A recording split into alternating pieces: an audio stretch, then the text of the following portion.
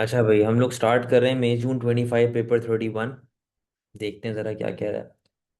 कह रहा है जी, what is an equi marginal principal.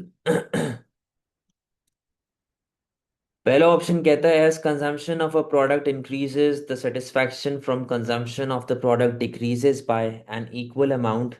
अव्वल तो इक्वल अमाउंट ज़रूरी नहीं है हमेशा हो, बट या तो ये यहाँ पर जो है इंडिफरेंस कर्व की इंडिकेशन दे रहा है कि जितने से एक चीज़ की सेटिस्फैक्शन बढ़ेगी दूसरी चीज़ की उतने से सेटिस्फैक्शन आपकी कम हो जाएगी। GGP3 बचा सकता है।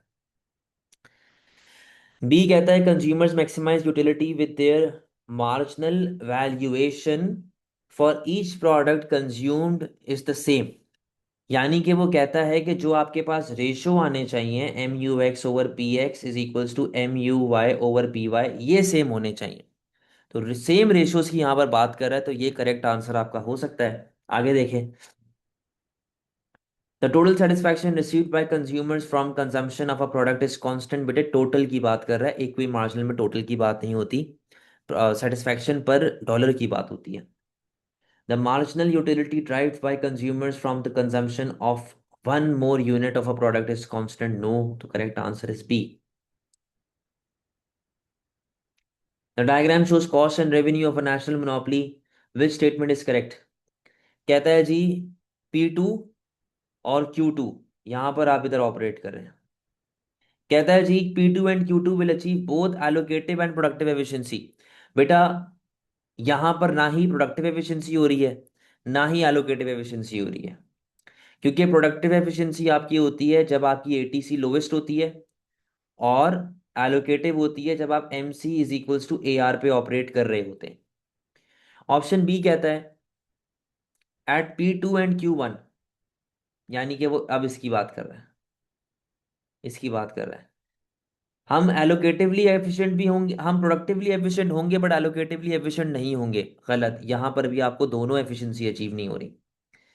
P3 एंड Q3, क्या हो रहा है भाई? P3 Q3 पे आप यहां पर ऑपरेट कर रहे हो। कहता है P3 Q3 पे आप एलोकेटिवली एफिशिएंट हैं पर प्रोडक्टिवली एफिशिएंट नहीं है। तो बेटा आप कहां पर होते हो एलोकेटिवली एफिशिएंट? MC = AR पे। यहां पर आपका MC = AR हो रहा है। आप MC = AR पे एलोकेटिवली एफिशिएंट होते हैं, बट यहां पर आप प्रोडक्टिवली एफिशिएंट नहीं हैं। करेक्ट आंसर है डी। भी देख लेते हैं। P3 और Q3 पे वो कहता है कि आप एलोकेटिव और प्रोडक्टिव दोनों हैं। बेटा आप सिर्फ एलोकेटिवली एफिशिएंट हैं, प्रोडक्टिवली एफिशिएंट नहीं है। Answer is C. What would not affect the budget line of an individual consumer? कौन सा ऐसा ऑप्शन चारों में से है? बेटा अभी आप दोनों ईयरलीज करो, अब टॉपिकल्स का टाइम खत्म हो गया है। कहता है जी, कौन सी ऐसी चीज है जो कि बजट लाइन को अफेक्ट नहीं करती? The individuals preference for various goods. बेटा प्रेफरेंस जो होता है वो इंडिफरेंस कर्व बताता है, बजट लाइन नहीं बताता। तो ये करेक्ट आंसर हो सकता है। Level of income tax budget line बताता है। मनी प्राइस बजट लाइन बताता है। इनकम अर्न बजट लाइन बताता है। तो आंसर क्या बना इसका? ए, कि ये बजट लाइन नहीं बताता। अच्छा, अब 4 को देखें जरा। कहता है कि the diagram shows marginal private cost and marginal private benefit of a product. अच्छा भाई, consumers initially estimate that marginal private cost are at MPC 1 यहां पर, और private benefit is at MPB 1। तो कहता है शुरू में हमने ये कैलकुलेट किया कि हम लोग इधर ऑपरेट कर रहे हैं, ठीक है, ये प्राइस और ये क्वांटिटी पे हम ऑपरेट कर रहे हैं। What is the impact on the market demand for a product if the consumer realizes they have underestimated the MPC of buying the product but not MPV? कहता है कि हमने MPC गलत मार्क कर दिया। असल में MPC ये नहीं था, असल में आपका MPC ये था। ठीक है, असल में आपका MPC ये था। कहता है ये आपका MPC था, हमने गलत मार्क कर लिया। तो अब मुझे बताओ क्या होगा? तो कहता है कि भाई 4 के अंदर कहता है कि जी the consumer over consumes under consumes sorry the consumer under consumes the product from Q1 to Q2। देखो Q1 to Q2 का तो मसला है ही नहीं, मसला है Q1 और Q3 का, क्योंकि आपने पहले इतना अज्यूम किया था बट आप असल में इतना कर रहे हो। तो Q1 Q2 वाले दोनों ऑप्शन या Q1 Q4 वाले दोनों ऑप्शन गलत हो गए, इनको छोड़ दो। ठीक है, अभी समझा रहा हूं बेटा, सब्र तो करो। ये दोनों गलत हो गए, इनको छोड़ दो। बचा कौन? ऑप्शन बी और ऑप्शन सी। वो आपसे केस में कहता है कि हमने पहले इतना आइडेंटिफाई किया था कि ये आपका प्राइवेट कॉस्ट और ये प्राइवेट बेनिफिट है, बट हमें बाद में रियलाइज हुआ कि हमने प्राइवेट कॉस्ट को ज्यादा लगा दिया। असल में प्राइवेट कॉस्ट ये थी, असल में प्राइवेट कॉस्ट ये थी, लेकिन प्राइवेट बेनिफिट सही है, प्राइवेट बेनिफिट पे कोई मसला नहीं। देखो क्या लिखा हुआ है कि प्राइवेट कॉस्ट कम थी लेकिन बेनिफिट आपका वही है जो था। ठीक है, तो भाई आंसर होना चाहिए Q1 से लेके Q3 तक का कुछ ना कुछ मामला। तो कहता है कि भाई the consumer under consumes the product by Q1 Q3, the consumer over consumes the product by Q1 Q3। क्या आंसर होना चाहिए बेटे? इसका आंसर होगा सी। क्योंकि असल में प्राइवेट कॉस्ट इतनी थी और आपने इतनी लगा दी। ठीक है, असल में प्राइवेट कॉस्ट इतनी थी और आपने इतनी लगा दी, जिसकी वजह से आपके पास ओवर कंजम्पशन के मसले आ रहे हैं। कोई मसला? कोई मसला? समझ गए? हाँ, इनिशियली हमने क्या, हमने इनिशियली यहां पर लगा दी थी, हमने इनिशियली सोचा कि ये है लेकिन असल में ये थी। तो जाहिर है अगर मैं इस पे काम करूंगा, इसके हिसाब से काम करूंगा तो फिर तो ज्यादा ही आएगी ना, ओवर कंजम्पशन वाले मामला आएंगे ना आपके पास पे। अंडर कंजम्पशन तब होता जब मैं यहां पर ऑपरेट कर रहा होता, मैं आगे ऑपरेट कर रहा था, तो बेटा ओवर प्रोडक्शन, ओवर कंजम्पशन होगा ना फिर।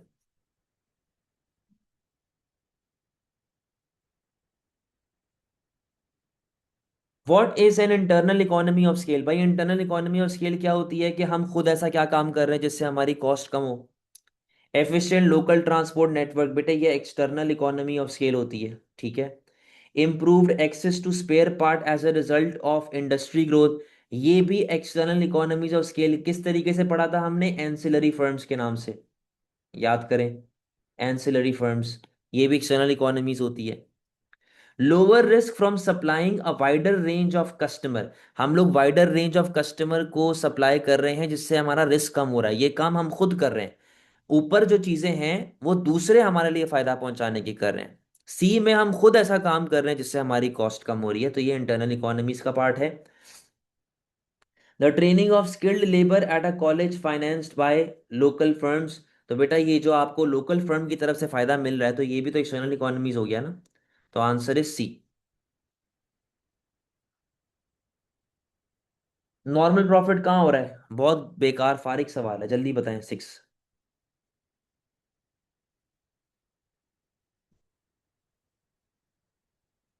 6 बहुत फारिग सवाल है।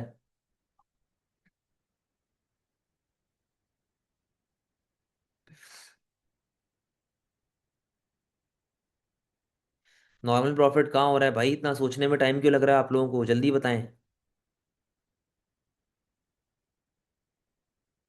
नॉर्मल प्रॉफिट होता है जहां पर आपका एवरेज रेवेन्यू और आपकी कॉस्ट बराबर होती हैं, और वो किधर हो रही है बेटा? यहां पर हो रही है। तो आंसर क्या बन जाएगा इसका? D. Which combination of statements about small firms and large firms is most likely to be correct? पहला ऑप्शन कहता है, पहले से स्मॉल फर्म का पढ़ लेंगे हम लोग। ठीक है, स्मॉल फर्म से पढ़ के हम लोग हाईलाइट कर लेंगे कौन सा करेक्ट है। Small firms are more common in manufacturing than in service. यार मुझे तो ऐसा लगता है कि सर्विस में ज्यादा है, मैन्युफैक्चरिंग में कम है small firms. Small firms are more numerous than large firms, जी भाई ये तो करेक्ट पॉइंट है कि स्मॉल फर्म ज्यादा होती है, लार्ज फर्म्स कम है, सिंपल सी बात। Small firms can do well when each item is produce different, सही है, ये भी करेक्ट है क्योंकि यहाँ पर मोनोपोलिस्टिक की कंडीशन मीट हो रही है, प्रोडक्ट डिफरेंशिएशन आ रहा है। Small firms can not have any monopoly power, can not have any monopoly power. यार देखो, वैसे तो मोनोपोली पावर एज सच नहीं होती, लेकिन आगे जाके मोनोपोली बन सकती है, बट चलो बेनिफिट ऑफ डाउट दे देते हैं कि आगे के नहीं होती, चलो। अच्छा, ए तो आपका गलत हो गया, ए को तो छोड़ दो। बी में कहते हैं लार्ज फर्म्स के बारे में, do not experience diseconomies of scale. क्या large firm diseconomy of scale नहीं एक्सपीरियंस करता? होती है भाई लार्ज फर्म को diseconomies of scale. Large firms में अराइज फ्रॉम इंटरनल ग्रोथ और मर्जर्स, यस, ग्रोथ की वजह से, मर्जर की वजह से लार्ज फर्म बन सकती है। और डी में कहता है can not earn super normal profit, large firm can not earn super normal profit. ये भी आंसर गलत है, क्योंकि भाई लार्ज फर्म्स को होते हैं सुपर नॉर्मल प्रॉफिट। तो आंसर क्या बनेगा 7 का, सी।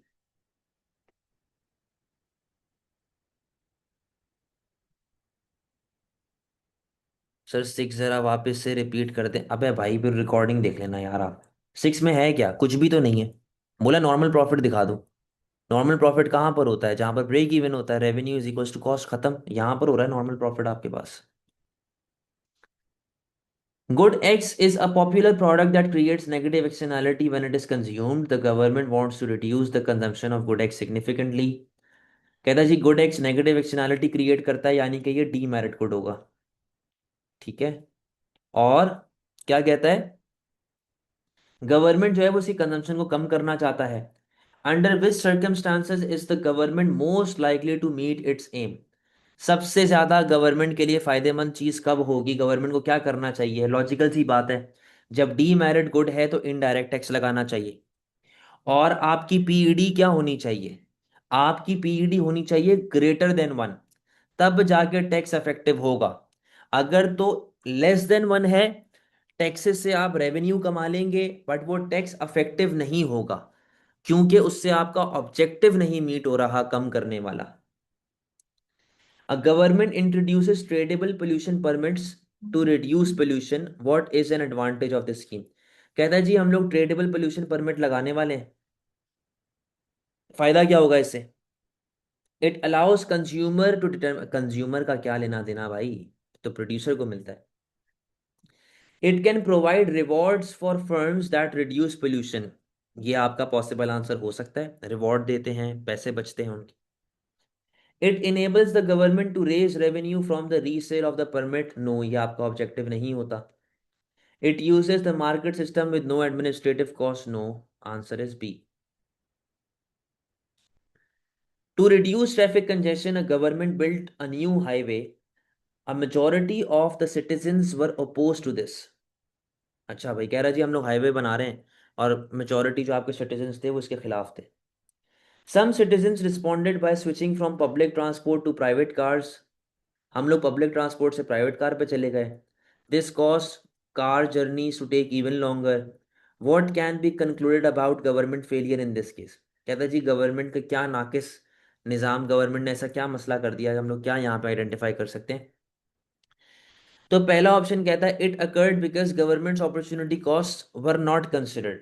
देखो गवर्नमेंट की अपॉर्चुनिटी कॉस्ट क्या होगी, स्कूल बनाना, अस्पताल बनाना। गवर्नमेंट ने तो हाईवे बना दिए ना। अब हाईवे की वजह से बहुत से लोगों का अनइंटेंशनल बिहेवियर चेंज हो गया।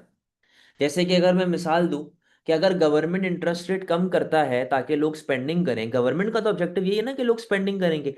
अगर आप इंटरेस्ट कम होने के बावजूद भी सेविंग करना शुरू कर देते हैं तो ये तो गवर्नमेंट ने नहीं सोचा था ना। अगर आपके फादर आपको पॉकेट मनी देते हैं कि यार, क्यों देते हैं पॉकेट मनी, इस नीयत से देते हैं कि आप स्पेंड करेंगे। अब अगर आप उस पैसे को स्पेंड ना करो, आप सेव कर लो, तो आपने एक ऐसा काम कर दिया जो कि आपके फादर ने इंटेंड नहीं किया था, जो नहीं सोचा था। सेम केस यहां पे हो रहा है। गवर्नमेंट ने हाईवे बनाया और वो तो इस मकसद से बनाया ना कि ट्रांसपोर्टेशन आसान होए, बट लोग जो हैं वो ऑपोजिट चले गए। लोग जो हैं वो क्या कहते हैं, उसके खिलाफ हो गए।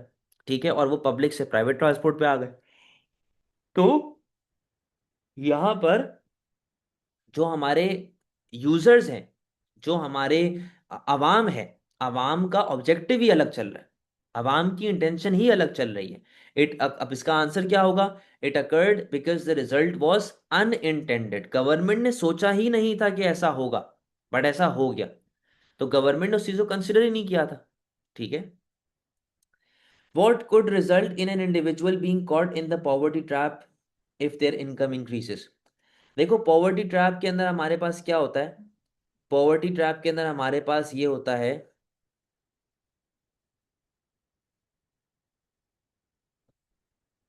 बी का पूछ रहे हो आप, it occurred because the wishes of the majority of citizens were ignored. कौन सी विशेस, किसी के बारे में कुछ लिखा हुआ है यहाँ पे कि आपकी ये ख्वाहिश थी या कंज्यूमर्स की ये विश थी, यहाँ पे तो ऐसा कुछ मेंशन नहीं है ना, तो हम कैसे उसके बारे में जज कर सकते हैं। तो 11 में पूछा जी पॉवर्टी ट्रैप एनालिसिस जो है वो उससे क्या, अगर इनकम बढ़ेगी तो क्या होगा। देखो, पॉवर्टी ट्रैप एनालिसिस के अंदर यूजुअली क्या होता है कि जब आपकी इनकम लेवल बढ़ना शुरू हो जाती है ना, तो जितने भी आपके अनएम्प्लॉयमेंट बेनिफिट्स हैं, जितने भी आपके अनएम्प्लॉयमेंट बेनिफिट्स हैं, या जितने भी आपके गवर्नमेंट की तरफ से बेनिफिट्स आते हैं, उन सबको हटा दिया जाता है। यानी कि अगर आप थोड़े बहुत पैसे कमाना शुरू हो गए, तो गवर्नमेंट ने जितने भी आपको अनएम्प्लॉयमेंट बेनिफिट, सिक्योरिटी, ये वो सब दिया हुआ था, सब खत्म कर देगी गवर्नमेंट, ठीक है। तो लिखा हुआ है कि भाई अगर आपकी इनकम बढ़ती है तो पॉवर्टी ट्रैप एनालिसिस के हिसाब से क्या होगा। तो पॉवर्टी ट्रैप एनालिसिस के हिसाब से जितने भी आपके बेनिफिट्स हैं उन सबको रिमूव कर दिया जाएगा। यानी कि आपको कौन से बेनिफिट्स मिल रहे थे, मींस टेस्टेड, और उन मींस टेस्टेड बेनिफिट को हटा दिया जाएगा, क्योंकि अनएम्प्लॉयमेंट बेनिफिट जो होते हैं वो सिर्फ और सिर्फ अनएम्प्लॉयड लोगों को मिलते हैं। यानी कि मींस टेस्टेड वो बेनिफिट होता है, एक होता है मींस टेस्टेड, एक होता है यूनिवर्सल। मींस टेस्टेड स्पेसिफिक बंदे के लिए होता है, और यूनिवर्सल हर किसी के लिए होता है। तो अनएम्प्लॉयमेंट बेनिफिट किसके लिए होता है, सिर्फ और सिर्फ एक बंदे के लिए। तो इसका मतलब क्या है कि वो मींस टेस्टेड बेनिफिट है, जिसको रिमूव कर दिया जाएगा। The diagram shows impact on the labor market of the introduction of a national minimum wage. What do the distance x, y and y, z represent? x, y और y, z जो है वो क्या represent कर रहे हैं? बेटा, poverty trap का जो है ये मकाम है, ये उसका लॉ है एक तरीके से। भाई आप सोचो ना, आप पैसे कमाना शुरू हो गए, आपके अब्बा पॉकेट मनी देंगे आपको अब?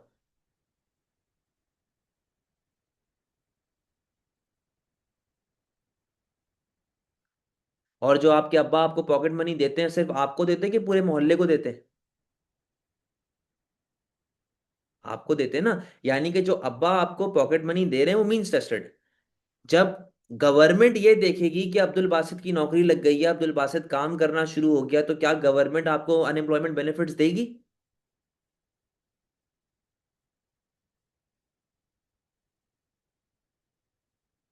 वही बात है सर, समझे? अच्छा, अब वो कहता है कि मिनिमम वेज लगा दी गवर्नमेंट ने, ठीक है। गवर्नमेंट ने मिनिमम वेज लगा दी है। एक्स से लेके वाई तक और वाई से लेके जेड तक क्या रिप्रेजेंट हो रहा है, यहां पर देखो, मैं इसको थोड़ा सा आसान करके बताता हूँ। ये आपकी डिमांड ऑफ लेबर आ गई, ये आपकी सप्लाई ऑफ लेबर आ गई। फिलहाल मार्केट में 100 जो है ना, 100 का इक्विलिब्रियम वर्कफोर्स चल रहा है। गवर्नमेंट ने ये लगा दी मिनिमम वेज, ठीक है, गवर्नमेंट ने लगा दी है मिनिमम वेज, ठीक है। अच्छा, अब वो उसने ना आपको 3 पॉइंट्स दिए हुए हैं। ये एक्स आ गया, एक आपको एक्स दिया हुआ था, एक आपको वाई दिया हुआ था, एक आपको जेड दिया हुआ था। ये 3 मार्क्स गवर्नमेंट ने दिए हुए हैं, ठीक है। बेटा एक बात सुनो, अगर मिनिमम वेज हमारे पास बढ़ती है, तो उससे सप्लाई ऑफ वर्कफोर्स क्या हो रही है? सप्लाई ऑफ वर्कफोर्स जो है वो आपकी कम हो रही है। यानी कि मैं कहता हूं कि लेट से अब सिर्फ और सिर्फ 70 वर्कर काम करने को तैयार है, सिर्फ और सिर्फ 70 वर्कर्स काम करने को तैयार हैं। तो बेटा, पहले कितने लोग तैयार थे काम करने के लिए? 100। अब कितने लोग तैयार हैं काम करने के लिए? खाली 70। Sorry, demand for labour, demand for labour आपकी कम हो रही है, sorry sorry, demand for labour कम हो रही है। पहले कितने लोग नौकरी कर रहे थे? 100 लोग, ठीक है। अब जब वेज रेट बढ़ गई, वर्कर्स जो हैं वो महंगे हो गए फर्म्स के लिए, तो फर्म्स की डिमांड क्या हो जाएगी? फर्म्स की डिमांड कम हो गई। तो फर्म पहले 100 बंदों को हायर कर रही थी, अब कितने बंदों को हायर कर रही है? 70। तो इसका मतलब क्या है कि मैं 30 वर्कर्स को निकाल रहा हूं। 30 जो मेरे एग्जिस्टिंग वर्कर्स थे, मैंने उनको नौकरी से निकाल दिया, ठीक है। अच्छा, तो ऑप्शन ए और डी तो आपका ऑटोमेटिकली गलत हो गया, तो ए और डी को तो छोड़ दें। बचा क्या? बी और सी। अब बेटा एक बात सुनो, जब आपके पास वेज रेट बढ़ रही है, तो आपकी सप्लाई ऑफ वर्कर भी तो बढ़ेगी ना, क्योंकि more people are willing to work now. तो जब मोर पीपल काम करने के लिए रेडी होंगे, लेट से मैं कहता हूं जी 120 बंदे अब हो गए जो कि काम करने के लिए तैयार हैं। पहले कितने लोग काम करने के लिए तैयार थे? 100। अब कितने लोग काम करने के लिए तैयार हैं? 120। तो कितने लोग एक्स्ट्रा आ गए आपकी मार्केट में? 20 बंदा एक्स्ट्रा आ गया। यानी कि जो हमारे पास लोग हैं वो और ज्यादा मार्केट में एंटर हो रहे हैं टू वर्क। बट प्रॉब्लम क्या है, क्योंकि वेजेस ज्यादा हैं, तो उन्हें अभी तक नौकरी नहीं मिली। इसका मतलब क्या है कि नए एंट्रेंट्स मार्केट में आ रहे हैं, बट वो अनएम्प्लॉयड हैं। फिलहाल उनमें से किसी के भी पास नौकरी नहीं है। समझे? क्लियर है?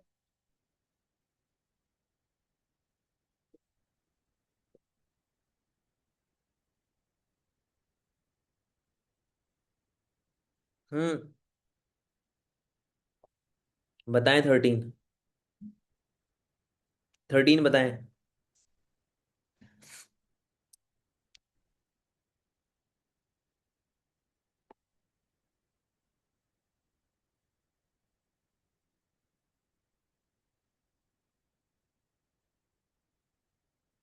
13 सिंपल सी है, इंफॉर्मेशन प्रोवाइड करना, नच थ्योरी, बहुत इजी सवाल था। 14 भी बताओ, बहुत आसान है, 14 का भी कोई मुश्किल नहीं होनी चाहिए। इकोनॉमिक रेंट पूछ रहा है वो आप लोगों से। इकोनॉमिक रेंट, जल्दी जल्दी जल्दी जल्दी। इकोनॉमिक रेंट हिस्सा होता है ओवर एंड अबव। तो बेटा ये देखो, ये इकोनॉमिक रेंट है ओवर एंड अबव, ये ट्रांसफर अर्निंग है। ठीक है, ये आपकी ट्रांसफर अर्निंग है क्योंकि आप वेज के ऊपर कुछ नहीं दे रहे। और ये पूरे का पूरा इकोनॉमिक रेंट है। तो कहाँ कहाँ पर इकोनॉमिक रेंट आ गया? 1 और 4 पे। तो आंसर 14 का बन गया बी। अच्छा, अब यहां पर आए, कहता है जी एक इकोनॉमी है, आ, हमारा यहाँ पर एमपीसी कितना है? 0.6।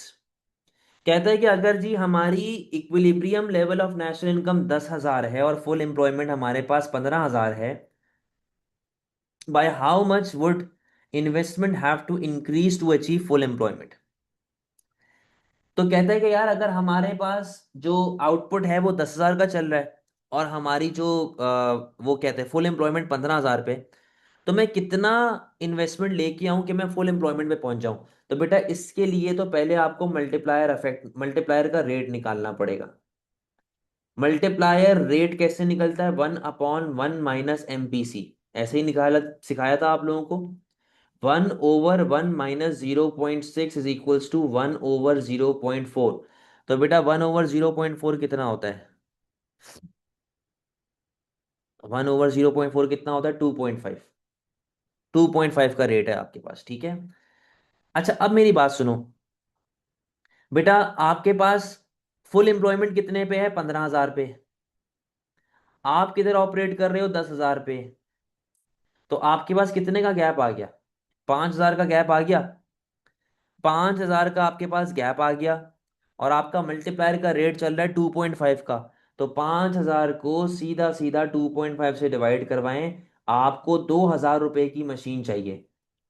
आपको 2,000 रुपए की इन्वेस्टमेंट करनी पड़ेगी, तब जाके मल्टीप्लायर इफेक्ट लगने के बाद आप फुल एम्प्लॉयमेंट को अचीव कर लेंगे। तो इसका करेक्ट आंसर बनता है आपके पास बेटा बी। ठीक है, कि आपको 2,000 से इन्वेस्टमेंट करनी पड़ेगी।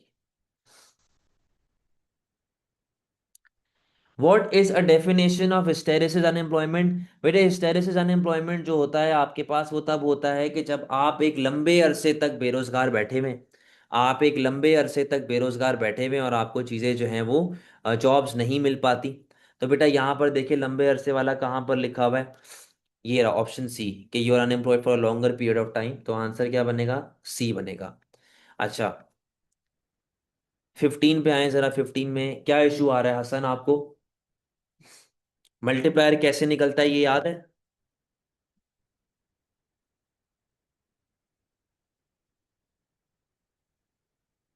बेटा आपको जब चीजें ही नहीं याद तो फिर कैसे समझोगे? मल्टीप्लायर का फॉर्मूला होता है 1/1 - MPC।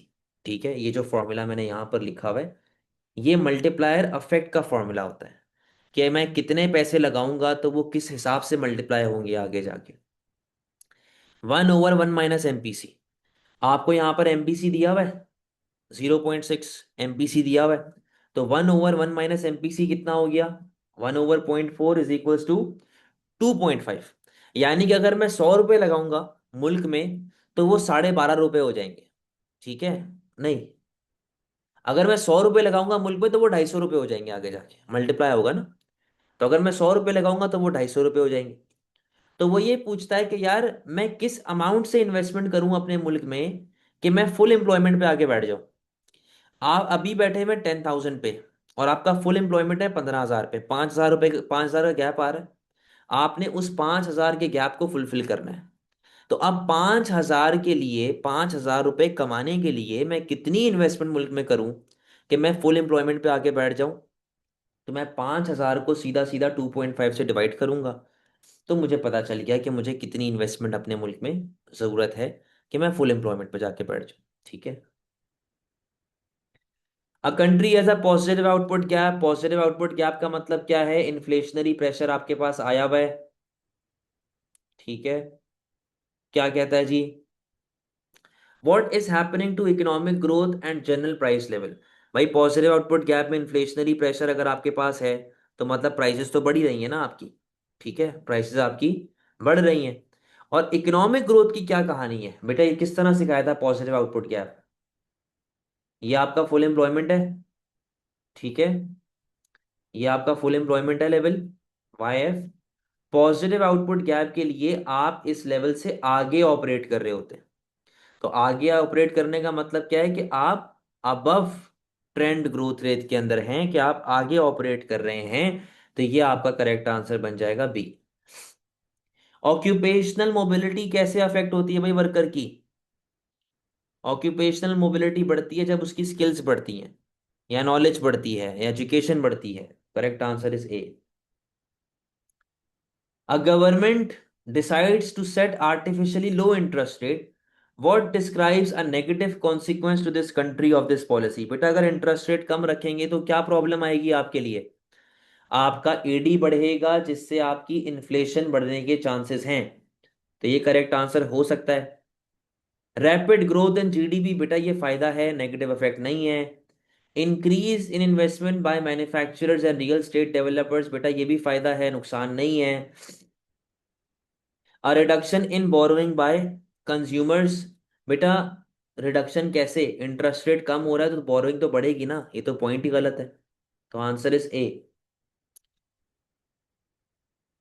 According to the quantity theory of money, which combination would result in general price level to remain unchanged? Quantity theory of money क्या होती है? MV is equals to PT। ये मेरे ख्याल में आपके P4 में भी आया था। ठीक है, MV is equals to PT। अब मेरी बात सुनो। कहता है जी कि ऐसा क्या हो कि जिससे आपकी प्राइसेस पे कोई भी अफेक्ट ना आए, प्राइस आपकी सेम रहे। अच्छा अब देखो, मैं अगर मनी सप्लाई को हिलाऊंगा ना, तो उसकी वजह से मेरे पास प्राइस पे तो चेंज आएगी। ठीक है। अच्छा अब यहां पर देखें, यानी कि इक्वेशन के इस तरफ या इस तरफ कोई भी ऐसा अफेक्ट आया जिससे डिसबैलेंस क्रिएट हो रहा है, तो उससे हमारे पास प्राइसेस पे चेंज, प्राइसेस पे अफेक्ट आएगा। अब जैसे ऑप्शन ए में वो कहता है कि ये सेम है, सॉरी ये सेम है, ये आपके पास बढ़ गया। तो जाहिर सी बात है, अगर ये आपके पास बढ़ेगा तो उससे आपके पास इन्फ्लेशन पे अफेक्ट आएगा। अच्छा फिर वो कहता है जी कि आपका मनी सप्लाई बढ़ा 3% से। ठीक है, वेलोसिटी बढ़ा 3% से, और आपकी जो ट्रांजैक्शन है वो सेम है, यानी कि इक्वल्स टू के साइड वाली ये सारी चीजें बढ़ रही हैं, ये कांस्टेंट है, तो उससे भी प्राइस पे अफेक्ट आएगा ना भाई। सी पे आ जाए। कहता है कि मनी सप्लाई आपका 3% से बढ़ा, सही है, और ट्रांजैक्शन आपका 3% से बढ़ा। अब यहां पर समझो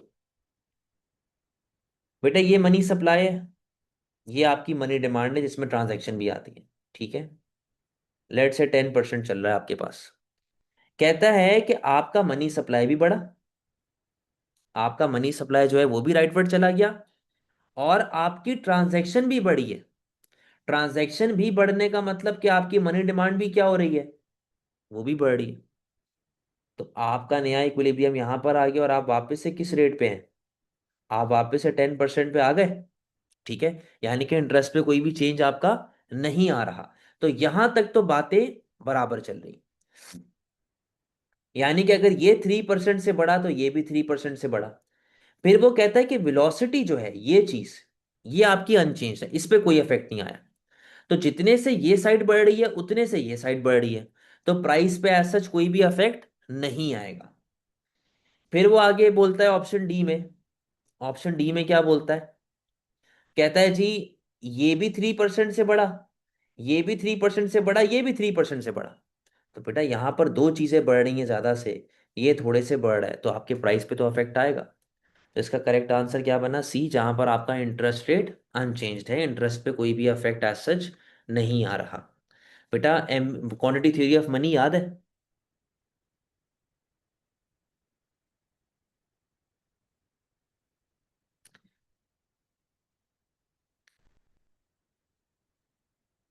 वी और पी के कैसे नहीं मैटर करता भाई? मैंने वेलोसिटी ऑफ सर्कुलेशन और ट्रांजैक्शन का कहा था कि वो सेम लिंक चल रहा होता है। वेलोसिटी का और ट्रांजैक्शन का सेम लिंक चल रहा होता है। पी एंड एम तो मैटर करता है बेटे, लेकिन वेलोसिटी और ट्रांजैक्शन का लिंक चल रहा होता है साथ में। वेलोसिटी और ट्रांजैक्शन का लिंक कैसे चलता है कि मैं जितना खर्चा करूंगा उतना पैसा घूमेगा, लेकिन इवेंचुअली तो दोनों साइड्स को बराबर करना है ना। अब मेरी बात सुनो, मैं कहता हूँ मनी सप्लाई मेरी 100 है, एग्जाम्पल नंबर दे रहा हूँ खाली, वेलोसिटी मेरी 50 है, ठीक है। प्राइस मेरी चल रही है 60 और ये चल रहा है 90। तो यानी कि इवेंचुअली तो दोनों नंबर 150 150 होगा ना। हमें तो इक्वेशन को बराबर करना है ना। जब तक आप इक्वेशन को बराबर नहीं रखेंगे तब तक तो आपके पास प्राइस में चेंजेस आती रहेंगी। उसने पूछा हुआ है कि कौन सी ऐसी चीज ऐसी करूं जिससे प्राइस क्या रहे, अनचेंज्ड, प्राइस पे अफेक्ट ना आए। इन तीन से आपके पास प्राइस पे अफेक्ट आएगा, इससे आपके प्राइस पे अफेक्ट नहीं आएगा। समझे?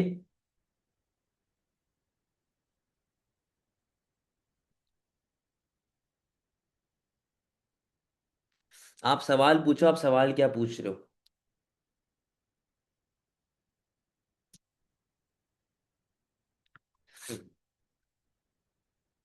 हम्म। बेटे क्वेश्चन ये मांग रहा है कि आपको क्वांटिटी थ्योरी ऑफ मनी दी हुई है, पूछता है कि क्वांटिटी थ्योरी ऑफ मनी में जो ये चार ऑप्शंस आपके पास हैं उनमें से मैं कौन सी ऐसी चीज करूं जिससे मेरी प्राइस जो है वो अनचेंज रहे, प्राइस ना हिले, प्राइस ना हिले। ठीक है। अब लॉजिकली सोचो, अगर वो कहता है जी ट्रांजैक्शन आपके पास सेम है, ट्रांजैक्शन आपके पास सेम चल रही है, ट्रांजैक्शन पे कोई इफेक्ट नहीं है, आपकी मनी सप्लाई पे कोई इफेक्ट नहीं है, तो और क्या चीज हिल रही है, वेलोसिटी। क्या चीज हिल रही है, वेलोसिटी ऑफ सर्कुलेशन हिल रही है। इक्वेशन में से कोई भी चीज हिलेगी तो प्राइस पे अफेक्ट आएगा। यानी कि अगर ये डिसबैलेंस हो गई ना चीज, ये 100 हो गई है, ये 200 हो गई फॉर एग्जाम्पल, अगर डिसबैलेंस होगी तो प्राइस पे चेंज आएगा। पॉजिटिव आएगा नेगेटिव आएगा वो बात की बात है, लेकिन प्राइस पे अफेक्ट आएगा। डिसबैलेंस हो गया ना। अब यहां पर वो सिर्फ एक चीज को बढ़ा रहा है, सिर्फ वेलोसिटी को बढ़ा रहा है, तो बेटा डिसबैलेंस होगा कि नहीं होगा? अरे मेरी, मैं जो आपसे पूछ रहा हूँ वो बात करूं, डिसबैलेंस होगा कि नहीं होगा? होगा, प्राइस पे अफेक्ट आएगा।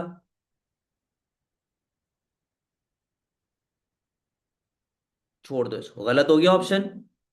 प्राइस पे अफेक्ट आएगा तो ऑप्शन गलत हो गया, जाने दो। बी पे आओ।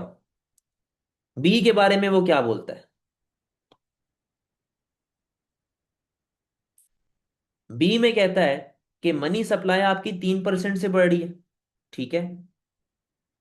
ट्रांजैक्शन पे कोई अफेक्ट नहीं है, वो अपनी जगह पर सेम है। वेलोसिटी आपके पास 3% से बढ़ रही है, ये साइड बढ़ गई और ये साइड वही है जो कि पहले थी, डिसबैलेंस हो रही है वापस से।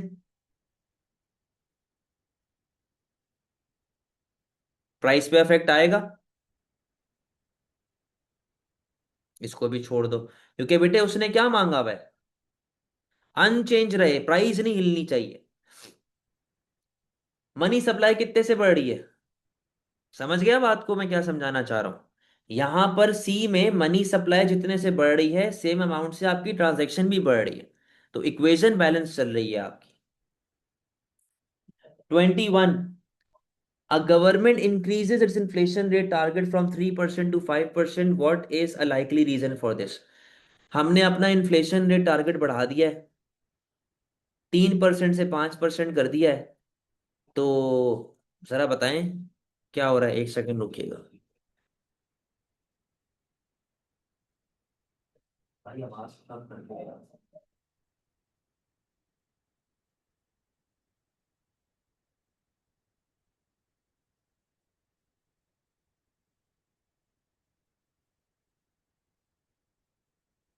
अच्छा सॉरी यार, हम 3% से 5% पे चले गए। What is a likely reason for this? To increase economic sustainability, to increase saving, to reduce a balance of payment deficit, to reduce unemployment। बेटे इसका आंसर डी है। क्योंकि जब आप ये कहते हो कि यार मैं एक तो इन्फ्लेशन का टारगेट अपना बढ़ा रहा हूँ, तो यानी कि आपके पास एक ही तरीका बनता है। वो तरीका क्या है? एग्रीगेट डिमांड बढ़ाने का। आप एग्रीगेट डिमांड बढ़ाएंगे, अनएम्प्लॉयमेंट कम होगी, जहां पर प्राइसेस तो बढ़ेंगी बट अनएम्प्लॉयमेंट कम हो रही है, तो ये फायदा है। What would be a macroeconomic policy objective for government in developed economy?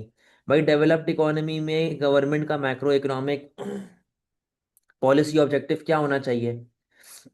To improve sustainability, B कहता है to provide public goods, C कहता है to reduce power of trade unions, D कहता है subsidise energy, subsidise electricity supply industry. देखो developed economy के अंदर usually क्या होता है कि हमारे उन मुल्कों में पोल्यूशन कंपैरेटिवली ज़्यादा होती है, उन मुल्कों में इंडस्ट्रियलाइजेशन कंपैरेटिवली ज़्यादा होती है। तो गवर्नमेंट उस तरह के मुल्कों में जो होती हैं वो फोकस करती हैं सस्टेनेबिलिटी पे। अब आप डेवलप्ड हो तो ना ही आपको पब्लिक गुड की ज़रूरत है, यानी कि आपके मुल्क में ऑलरेडी होगा। निज़ाम भी सीधा चल रहा होगा, तो यानी कि ट्रेड यूनियन को पंगा डालने की भी ज़रूरत नहीं है। इसके अलावा हम लोग जो हैं वो इंडस्ट्रीज जो हैं, जो इलेक्ट्रिसिटी वाली इंडस्ट्रीज हैं, उनको भी हमें सब्सिडीज की ऐसा जरूरत नहीं, क्योंकि वो डेवलप्ड हैं और वो इकोनॉमीज ऑफ स्केल पे ऑलरेडी बैठी हुई होंगी। तो हमें उनको भी सब्सिडीज देने की ऐसा जरूरत नहीं है। तो correct answer will be A. An economy is at its Nehru natural rate of unemployment, under which circumstances will an increase in government spending aimed at reducing unemployment be most likely to conflict with government's objective of low inflation? पूछता है कि किन मसले मसाइलों में अगर हम government spending को बढ़ाते हैं अनएम्प्लॉयमेंट को कम करने के लिए, तो वो हमारे गवर्नमेंट के लो इन्फ्लेशन वाले ऑब्जेक्टिव के साथ कॉन्फ्लिक्ट कर रहा होगा। तो बेटा मुझे ये बताओ, ऐसा कहां पर होता है? ऐसा होता है फिस्कल पॉलिसी में। ऐसा होता है फिस्कल पॉलिसी में। अब जैसे ये वाला क्वेश्चन है 21 में गवर्नमेंट को पता था कि अगर मैं एडी बढ़ाऊंगा अनएम्प्लॉयमेंट को कम करने के लिए तो प्राइस बढ़ेगी, ऐसा ही है ना? तो गवर्नमेंट ने अपने ऑब्जेक्टिव को चेंज किया फ्रॉम 3% टू 5%, क्योंकि उसको पता था कि भाई प्राइस तो बढ़ेगी। 23 में वह पूछता है कि यार अगर हमारी गवर्नमेंट स्पेंडिंग बढ़ेगी तो ये लो इन्फ्लेशन वाले एम के साथ जो है पंगा डाल देगी, कॉन्फ्लिक्ट डाल देगी, ठीक है ना? तो ऐसा क्यों होगा? तो पहला ऑप्शन कहता है if inflationary expectations are unchanged, दूसरा कहता है इफ इन्फ्लेशनरी एक्सपेक्टेशंस फॉल, तीसरा कहता है इफ लेबर प्रोडक्टिविटी इंक्रीजेस, चौथा कहता है इफ लेबर सप्लाई इंक्रीजेस। बेटे बात सुनो, बात सुनो। यहां पर वो पंगा डाल रहा है लो इन्फ्लेशन के साथ, पहली बात, ठीक है? तो ये जो आपका ऑप्शन नंबर सी है और ऑप्शन नंबर डी है, ये दोनों में आपकी सप्लाई बढ़ रही है, और जब सप्लाई बढ़ती है तो प्राइस लेवल कम होती है। तो यानी कि यहां पर तो पंगा हो ही नहीं रहा ना, यहां पर तो पंगा हो ही नहीं रहा, हमें तो पंगा निकालना है, प्रॉब्लम निकालनी है। अच्छा, अगर हम अपने इन्फ्लेशनरी एक्सपेक्टेशंस को गिरा देते हैं तब भी हमारे लिए प्रॉब्लम है, और तब भी हमारे लिए पंगा नहीं है। क्यों पंगा नहीं है? क्योंकि हम लोगों ने एक्सपेक्टेशन ही नहीं रखी हुई भाई कोई, हमने बोला यही भाड़ में जाओ। मसला कहां पर आ रहा है? यहां पर if inflationary expectations are unchanged, जैसे कि 21 में उसने खुद बढ़ा दी। जैसे आप हर साल मंडी जाते हो अगर जानवर खरीदने, आप हर साल रेंज बढ़ा के जाते हो ना, क्योंकि आपको पता है कि यार इन्फ्लेशन आ गई है तो टारगेट बढ़ चुका है आपका। पहले जो जानवर आपको 2 लाख का मिलता था अब 2.5 लाख का मिलेगा, ठीक है ना? तो कहने का मकसद ये है कि आप एक्सपेक्टेशन को चेंज करते हो, ठीक है? अगर आप उसी जिद पर अड़े रहो कि नहीं जी मैं 2 लाख का पिछले साल एक बहुत भारी जानवर लेके गया था, तो मैं इस साल भी 2 लाख का ही लेके जाऊंगा, तो ये पॉसिबल नहीं। इसी तरीके से 23 के अंदर गवर्नमेंट यही कहता है कि भाई अगर आप फुल एम्प्लॉयमेंट पे ऑपरेट कर रहे हैं तो ये किस तरह के लो इन्फ्लेशन के साथ यहाँ पे प्रॉब्लमेटिक सिचुएशन क्रिएट कर रहा होगा, कहां पर कॉन्फ्लिक्ट क्रिएट कर रहा होगा? तो इसका आंसर क्या बन जाएगा? ए, कि हमारी इन्फ्लेशनरी एक्सपेक्टेशंस ही अनचेंज्ड हैं, हमने अपनी इन्फ्लेशन की एक्सपेक्टेशन को बढ़ाया ही नहीं, तभी जाके वो हमारे लिए पंगा डाल रहा है। अगर हम उसको बढ़ा देते, टाइमली बेसिस पे कर लेते, तो वो हमारे लिए एज सच पंगा नहीं डालता। सही है? अब आ जाएं 24 पे। अच्छा, इंटरनल एक्सटर्नल वैल्यू का मैं आपको डिफरेंस बता देता हूँ, शायद मैंने पहले बताया है, मुझे याद नहीं, वापस से बता देता हूँ। इंटरनल वैल्यू का मतलब आपके जो पैसे हैं, जो भी आपकी करेंसी है, आपके मुल्क में क्या परचेजिंग पावर है उसकी। और एक्सटर्नल वैल्यू का सीधा सीधा मतलब होता है एक्सचेंज रेट। ठीक है, exchange rate. An economy imports a large proportion of its raw material, its exchange rate depreciates, exchange rate आपका गिर गया, तो एक्सचेंज रेट गिरेगा तो जाहिर सी बात है कि आपकी एक्सटर्नल वैल्यू फॉल हो जाएगी। ठीक है। What is the impact on external and internal value of money. देखो बेटा, एक्सटर्नल वैल्यू जो है वो तो आपकी फॉल हो रही है, आपकी करेंसी जो है वो डेप्रिसिएट हो रही है, करेंसी की वैल्यू जो है वो आपके पास फॉल हो रही है।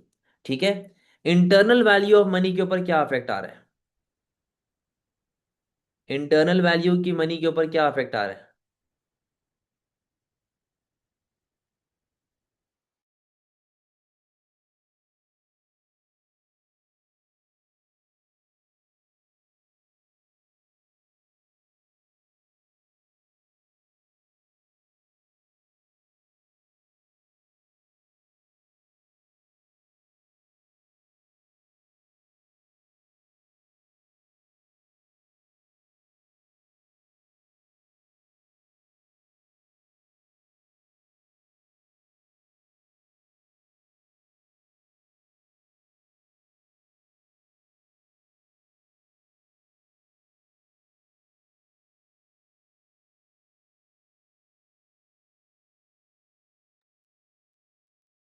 इंटरनल वैल्यू पे क्या अफेक्ट आ रहा है, फॉल हो रही है, वेरी गुड। क्यों फॉल हो रही है, क्योंकि जाहिर सी बात है रॉ मटेरियल अगर आपका बाहर से एक्सपेंसिव आ रहा है तो परचेजिंग पावर आपकी फॉल होती है। 25। A country's government imposes tariff on steel import. What is the likely impact of this tariff on the country's economy? अगर भाई टैरिफ लग जाता है स्टील के ऊपर तो उससे मुल्क की इकोनॉमी के ऊपर क्या इफेक्ट पड़ेगा जी, बताइएगा। क्या इफेक्ट पड़ेगा भाई। It will make this country steel exports, export से कोई भी इफेक्ट नहीं पड़ता भाई टैरिफ से। It will lead to productive inefficiency in this country steel industry. Yes, क्यों, क्योंकि कॉस्ट ऑफ प्रोडक्शन बढ़ रही है। There will be an improvement in this country's terms of trade. No, terms of trade खराब होगा क्योंकि बाहर से इंपोर्ट एक्सपेंसिव आ रहा है। There will be a decrease in producer surplus for this country steel producers. देखो, प्रोड्यूसर सरप्लस का यहाँ पर कोई लेना देना सच नहीं है, क्योंकि वो रॉ मटेरियल है, इन इलास्टिक है, हम प्राइसेस को बढ़ा सकते हैं, कम भी कर सकते हैं, डिपेंडिंग अपॉन पीईडी। हमें पीईडी के बारे में कुछ नहीं बताया हुआ। Which measurement is not included in the calculation of HDI. बेटा, स्कूलिंग एचडीआई में आता है, जीडीपी या जीएनआई पर कैपिटा ये भी आता है, इन्फेंट मोर्टेलिटी नहीं आता, लाइफ एक्सपेक्टेंसी आती है, तो आंसर इज सी। यार ये तो कहता है जी आपके पास रीवैल्यूएशन हो गई। रीवैल्यूएशन का मतलब एप्रिसिएशन ऑफ करेंसी हो रही है। ठीक है।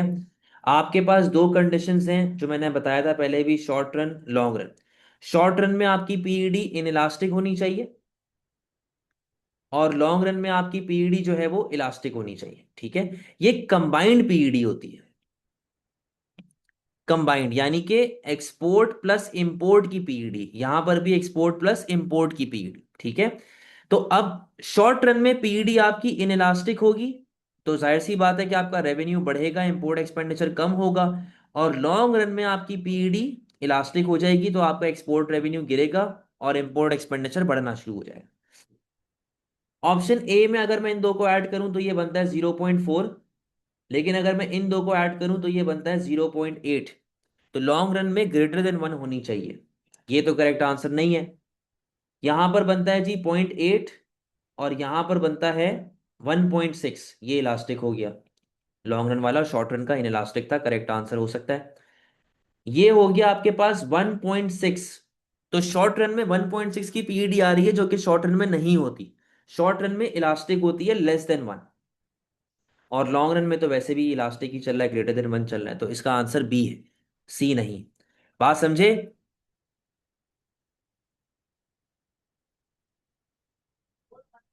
What is not a function of IMF. बेटे, नोट्स में आपके पास आईएमएफ की पूरी कहानी लिखी हुई है। आईएमएफ की पूरी कहानी लिखी हुई है, आईएमएफ के फंक्शंस वगैरह, आईएमएफ के रोल्स वगैरह आपके पास लिखे हुए हैं, उनको आपने याद रखना है एमसीक्यूज के लिए। तो कौन सा ऐसा फंक्शन है जो कि आईएमएफ का नहीं है? एक्सचेंज रेट स्टेबिलिटी आईएमएफ का फंक्शन होता है। अच्छा, फाइनेंशियल असिस्टेंस देना, ये भी फंक्शन होता है। कुआं लगवाना, कुआं पानी ट्यूबवेल लगवाना, ये इनका काम नहीं है। लोन प्रोवाइड करना इनका काम है। तो answer is C. The diagram shows trade creation. Trade creation हो रही है, यानी कि अगर आप वो कहानी याद करें तो ये बेटा आपको मिलेगा आईएमएफ का शॉर्ट कॉन्सेप्ट्स के अंदर होगा, या नोट्स में मैक्रो में मिलेगा आपको इकोनॉमिक ग्रोथ वाले चैप्टर में, डेवलपिंग इकोनॉमीज के अंदर। आप कर रहे हैं ट्रेड क्रिएशन। ट्रेड क्रिएशन में क्या करते थे आप लोग कि आप किसी एक कंट्री को अपने ट्रेडिंग ब्लॉक का पार्ट बना लेते थे। अच्छा, जब आप पहले उस कंट्री को अपने ब्लॉक में नहीं लेके आते थे, आप लगाते थे टैरिफ। ठीक है, आप लोग टैरिफ लगाते थे, और टैरिफ लगने की वजह से ये कुछ मामला थे जो हमारे पास कॉस्ट वगैरह हमारी बढ़ाते थे। अब उसने बोला कि आप ट्रेड क्रिएशन कर रहे हो। ट्रेड क्रिएशन का मतलब क्या है कि अब आप एक्स्ट्रा सामान मंगवा सकते हैं। बेटा, बिफोर ट्रेड क्रिएशन, बात को सुनना, जब आप टैरिफ लगाते थे आप इतना सामान मंगवा सकते थे। जब आपने ट्रेड क्रिएशन के बाद टैरिफ्स को रिमूव कर दिया, आप इतना सामान मंगवाने के काबिल हो गए हैं। तो बेटा एक्स तो आप पहले भी मंगवा रहे थे, एक्स तो आप बाद में भी मंगवा रहे हो। कितना सामान एक्स्ट्रा मंगवा पा रहे हैं आप? W and Y. ये वो सामान है जो आप एक्स्ट्रा मंगवा सकते हैं। What is most likely to prevent a developing country from achieving economic development? भाई, एक developing economy economic development achieve करने से कैसे रोकी जा सकती है? तो पहला ऑप्शन लिखा हुआ है increase allocation of resources to production of goods that have high YED. बेटा, अगर हाई वाईडी प्रोडक्ट आप बनाते हैं, इसका मतलब क्या है कि आप लग्जरी गुड बना रहे हैं, और लग्जरी गुड से आपका स्टैंडर्ड ऑफ लिविंग बढ़ता है, आप डेवलप्ड इकोनॉमी की तरफ चले जाते हो। Increase government legislation for the protection of employment, कहता है जी आपने एम्प्लॉयमेंट को प्रोटेक्ट करने के लिए रूल्स लगा दिए, लेजिस्लेशंस लगा दी हैं, तो इससे आपकी ग्रोथ पे नेगेटिव इफेक्ट आ सकता है। Increase tax allowances on firms investing in research and development. बेटा, टैक्स अलाउंस, माफी, टैक्स की माफी। टैक्स नहीं मांग रहा वो आपसे, वो आपको टैक्स की माफी दे रहा है, तो उससे आप डेवलप्ड की तरफ जा सकते हैं। The decision of developed countries to increase quotas, increase quota मानी कि आप ज्यादा मंगवा सकते हैं बाहर से। ठीक है, तो इससे भी आप डेवलप्ड की तरफ जा सकते हैं। तो करेक्ट आंसर क्या बन जाएगा इसका? बी बन जाएगा। समझ गए बात को?